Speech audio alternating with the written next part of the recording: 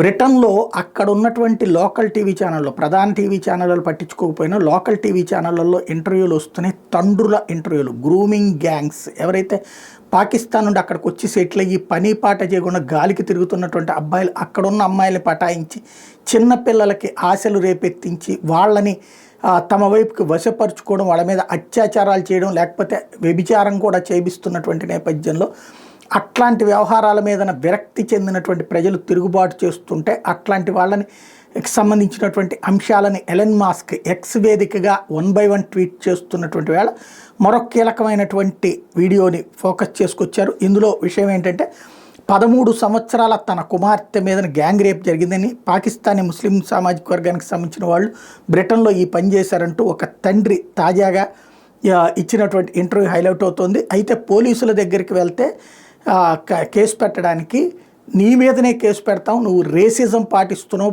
పాకిస్తానీలు especially ముస్లింల పట్ల racism పాటిస్తున్నావు, నీ మీదనే కేసు పెడతామని చెప్పి వార్నింగ్ ఇచ్చారట. ఇప్పుడు నేనేం చేయాలని ఆ తండ్రి అడుగుతున్నటువంటి పాయింట్ని హైలైట్ చేశారు.